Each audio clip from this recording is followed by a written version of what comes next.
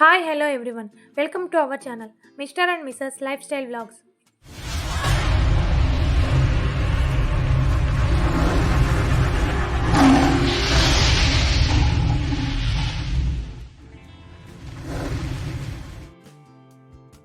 అయ్యప్ప దీక్ష స్వీకరించి నియమాలతో మండలం గడిపిన భక్తులు శబరిమల యాత్ర చేస్తారు. ఈ శబరిమల యాత్ర గురించి, యాత్రా విశేషాల గురించి ఈ వీడియో ద్వారా పూర్తిగా తెలుసుకుందాం. ఈ దీక్ష స్వామి సన్నిధాన సందర్శనంతో ముగుస్తుంది.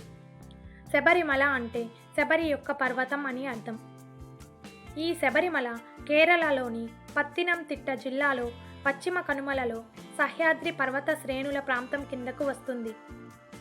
ఈ గుడి సముద్ర మట్టం నుంచి సుమారు 3000 అడుగుల ఎత్తులో దట్టమైన అడవుల మధ్య 18 కొండల మధ్య కేంద్రీకృతమై ఉంటుంది. ఇక్కడకు యాత్రలు నవంబర్ నెలతో ప్రారంభమై జనవరి నెలతో ముగుస్తుంది. ఇక్కడ మండల పూజ నవంబర్ 17న, మకర విలక్కు పూజ జనవరి 14న ఈ యాత్రలో ప్రధాన ఘట్టాలుగా చెప్పవచ్చు. జనవరి 14వ తేదీన ఆలయంలో మకర జ్యోతి దర్శనమిస్తుంది. మిగతా అన్ని రోజులలోనూ గుడిని మూసే ఉంచుతారు. కానీ ప్రతి మలయాళ నెలలో 5 రోజుల పాటు ఆలయాన్ని తెరిచి ఉంచుతారు. ఇక మా స్వామి యొక్క శబరిమల యాత్ర అయితే మొదలైంది. ఈ విధంగా చెన్నై నుంచి ట్రైన్లో ప్రయాణాన్ని మొదలుపెట్టారు.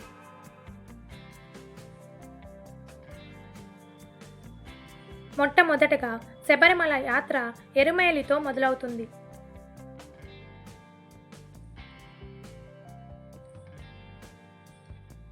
ఎరుమేలిలో వావర్ స్వామిని భక్తులు దర్శించుకుంటారు. ఈ వావర్ స్వామి ఎవరు, అయ్యప్ప స్వామికి వావరు స్వామికి ఉన్న సంబంధం ఏమిటో తెలుసుకోవాలి అంటే మన ఛానల్లో ఉన్న వీడియోనైతే ఒకసారి చెక్ చేయండి. ఆ వీడియో లింక్ డిస్క్రిప్షన్లో ఇవ్వబడింది, వెళ్ళి ఒకసారి చూడండి. నన్ను దర్శించుకోవాల్సి వచ్చిన భక్తులు ముందుగా నిన్ను దర్శించుకుంటారు అని అయ్యప్ప వావర్కు వరమిచ్చాడు. ఈ వావర్ స్వామి ఒక ముస్లిం కులస్తుడు. ఈ మసీదులోని తన ప్రార్థన చేసుకుని తర్వాత అయ్యప్పను దర్శించుకునేందుకు వెళ్తాడు. కనుక దానికి ప్రతీకగా ప్రతి స్వాములు ముందుగా మసీదును దర్శించుకుంటారు. ఇక్కడ స్వాములు రకరకాల వేషధారణతో పేటతులి అనే నాట్యం చేస్తారు. మహిషితో యుద్ధం చేసిన అనంతరం తన వీపు పైన ఆడిన వీర తాండవం పేరే పేటతులి నాట్యం అని అంటారు. ఇక్కడ కొంత దూరంలో వినాయకుడు కూడా కొలువై ఉంటాడు. ఈ వినాయకుడిని కన్నెమూల గణపతి అంటారు. అందుకే ప్రతి కన్యస్వామి కూడా ఎరుమేలికి చేరుకొని శబరిమల యాత్రనైతే ప్రారంభించాలి.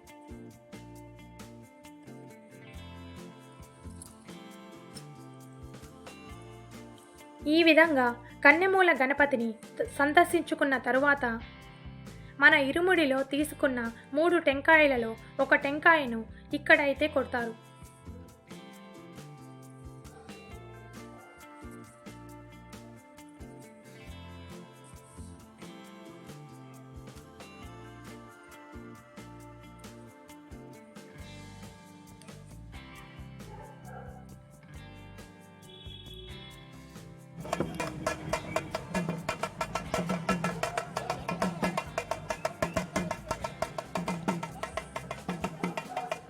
ఈ విధంగా స్వాములు రకరకాల వేషధారణతో పేటతులి నాట్యం చేస్తారు.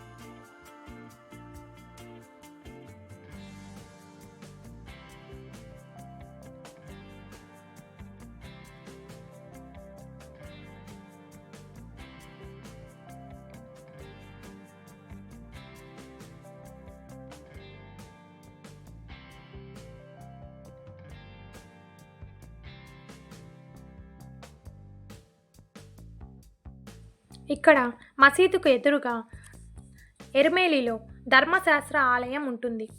ఈ ధర్మశాస్త్ర ఆలయంలో స్వామివారు వారి ఇద్దరు భార్యలైన పూర్ణ మరియు పుష్కల సమేతుడై ధనుర్బాణధారితుడై ఉంటాడు.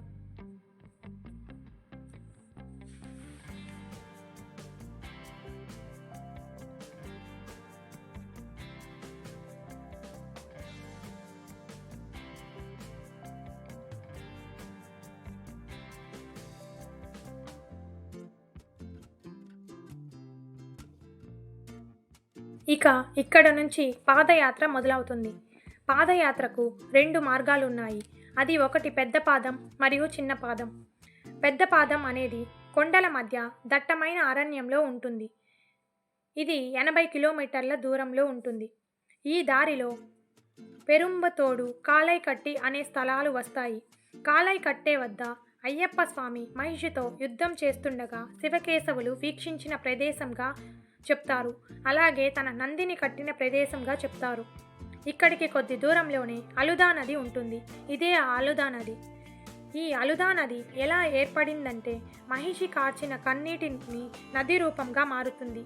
ఇదే ఆ అలుదా నది అని చెప్తారు. ఈ నదిలో స్నానం చేసిన భక్తులు ఆ నది నుంచి 2 రాళ్లను తీసుకొని వెళ్తారు. ఈ రాళ్లను కల్లెడం కుండ్రు అనే ప్రదేశంలో పడవేస్తారు. ఈ చూస్తున్న ప్రదేశమే కల్లెడం కుండ్రు. ఇక్కడ మహిషి కళేబరాన్ని పూడ్చిన చోటుగా భావిస్తారు. అందువల్ల మహిషి శరీరం పైన అంటే ఈ ప్రదేశంలో ఆ రాళ్లను పడివేస్తారు. తరువాత యాత్ర ముందుకు సాగి కరిమల కొండకు చేరుకుంటారు. కరిమల కొండ ఎక్కడము చాలా కఠినంగా ఉంటుందని భక్తులు చెబుతుంటారు. కరిమల కొండ చేరుకునేందుకు ఎంత కష్టంగా ఉంటుందంటే ఏటవాలుగా ఉన్న కొండలపై నుంచి కిందకు లోయలో పడిపోతామని కూడా భయపడకుండా స్వామియే శరణమయ్యప్ప అంటూ వేడుకుంటూ ఆ సాక్షాత్తు జ్యోతి స్వరూపుడు హరిహర పుత్రుడైన ఆ అయ్యప్ప స్వామి పాదయాత్రలో దీక్ష తీసుకున్న స్వాముల రూపంలో వచ్చి భక్తులను సన్నిధానం వరకు తీసుకొని వెళ్ళి దర్శనం ఇవ్వడంతో పాటు వారి కోరికలను తీరుస్తాడు. పెరియానపట్టం, చెరియానపట్టం అనే స్థలాల గుండా పంబా నదికి చేరుకుంటారు. పంబా నది చేరుకొని పంబలో స్నానం చేసిన తర్వాత భక్తులు పెద్ద పాదంలో పడిన కష్టాలను మర్చిపోవడంతో పాటు కొత్త ఉత్సాహంతో సన్నిధానానికి బయలుదేరుతారు. అక్కడ పంబా అనే గ్రామం కూడా ఉంటుంది. ఇక్కడ నుంచి స్వామి సన్నిధానానికి 7 కిలోమీటర్ల దూరం ఉంటుంది. చిన్న పాదం మార్గంలో వెళ్ళవలసిన భక్తులు ఎరుమేలి నుంచి పంబకు బస్సు ప్రయాణం చేసి పంబకు చేరుకుంటారు.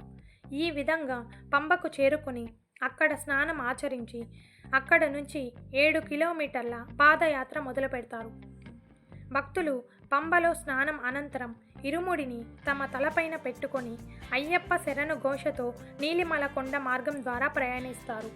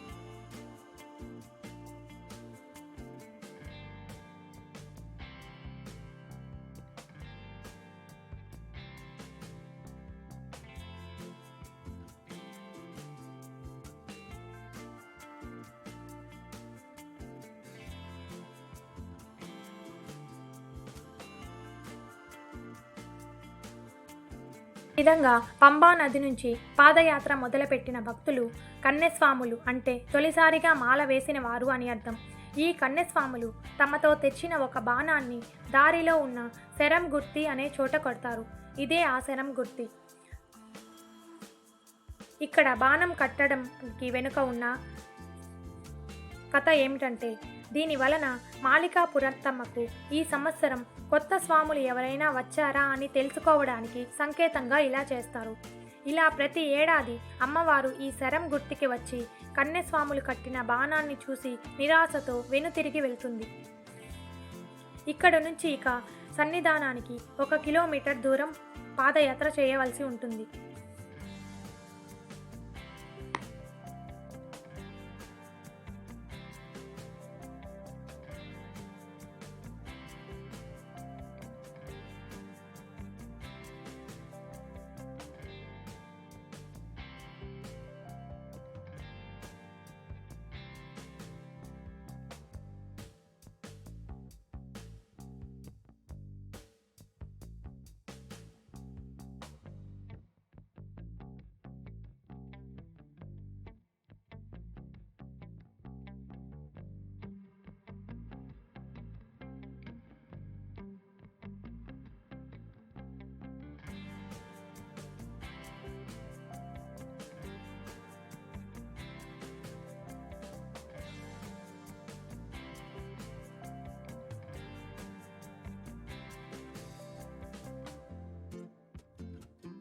ఈ విధంగా భక్తులు శబరిమల యాత్రలోని చివరి ఘట్టమైన సన్నిధానానికైతే చేరుకుంటారు.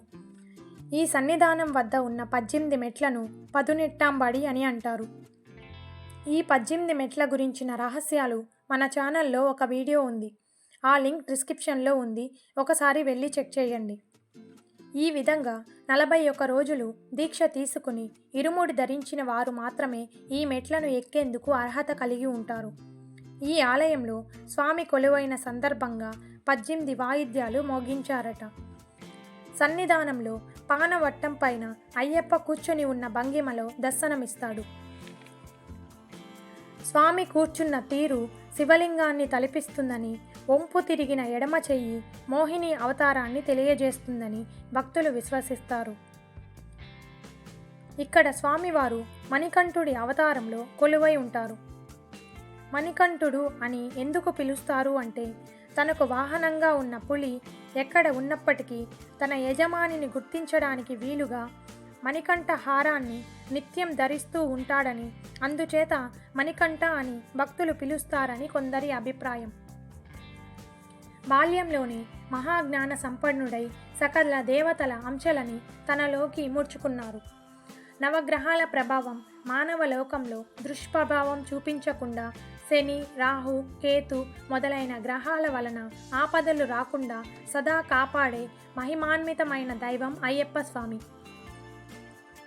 ఈ విధంగా భక్తులు తెచ్చిన ఇరుముడిని అక్కడ సమర్పించి స్వామికి తాము టెంకాయలో తెచ్చిన నెయ్యిని అభిషేకానికి వాడుకునేందుకు ఇక్కడ సమర్పిస్తారు.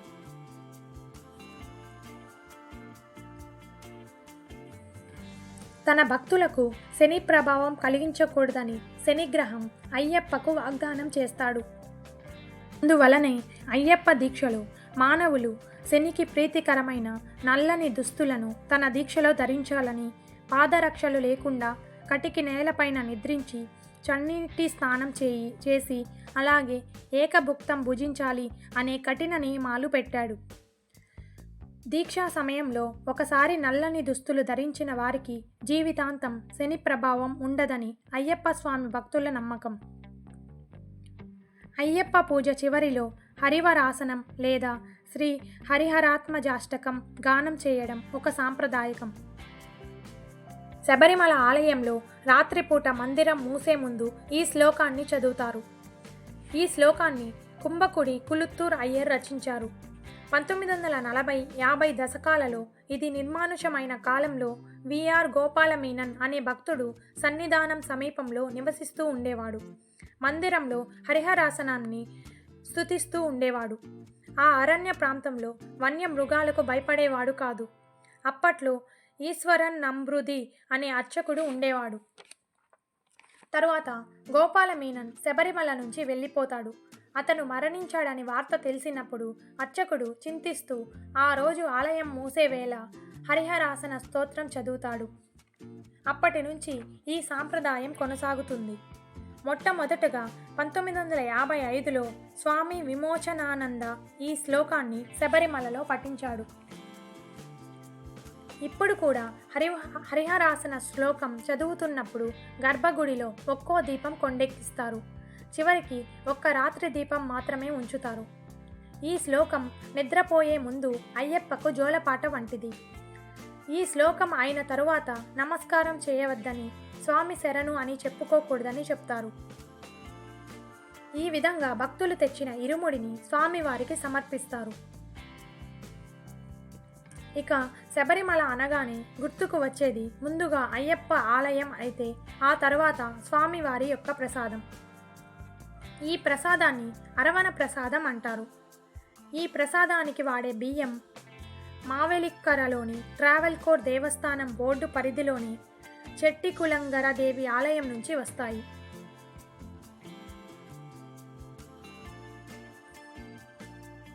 ఈ విధంగా మా స్వామి యొక్క శబరిమల యాత్ర అనేది ఆహ్లాదకరంగా ముగిసింది. ఈ అరవణ ప్రసాదం తీసుకొని తిరుగు ప్రయాణం అయితే చేశారు. ఈ వీడియో మీకు నచ్చినట్లయితే లైక్ చేసి అలాగే సబ్స్క్రైబ్ చేయండి. Thank you for watching.